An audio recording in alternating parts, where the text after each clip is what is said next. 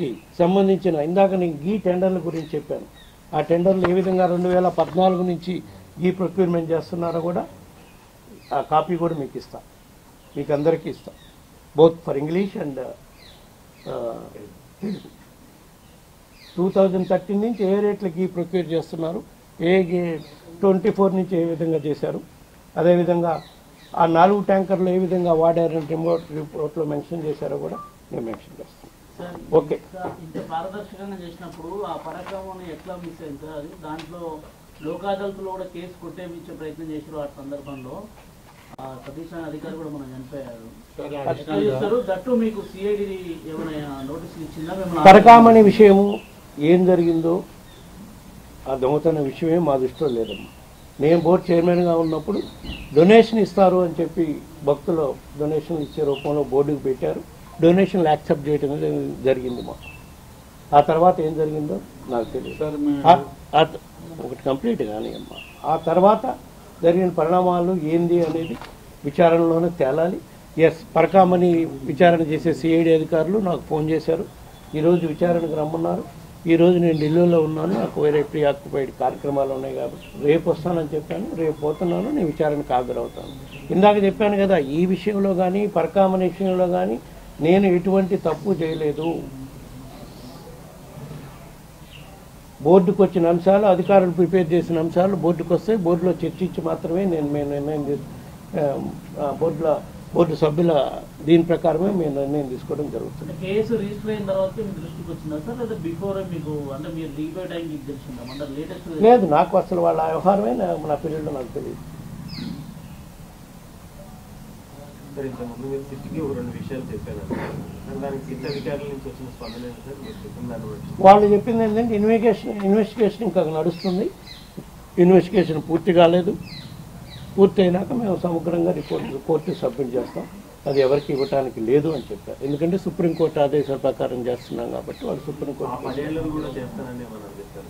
అది మనం రిక్వెస్ట్ చేస్తారని మేము భావిస్తున్నాం.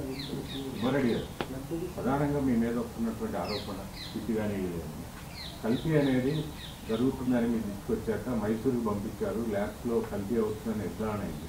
అయిన తర్వాత కూడా మీరు మీ పిఏ ఎప్పన్న లావాదేవీలు చేసి ఆ కంపెనీలకు సంబంధించి లావాదేవీలు నడిపారు. కల్తీ జరిగిన తర్వాత కూడా వాటిని ఎలా అనుమతించారు? నాకు కంప్లైంట్ వచ్చిన మాట నిజమే, అప్పన్న ద్వారా రాని ఎవరి ద్వారా రాని. అప్పన్న విషయం సిటీ వ్యవహారంలో నేను చెప్పాను, ఆయన నాకు పిఏ కాదు. 2019 వచ్చిన తర్వాత నా దగ్గర లేడు. 2014 నుంచి 18 వరకే ఉన్నాడు.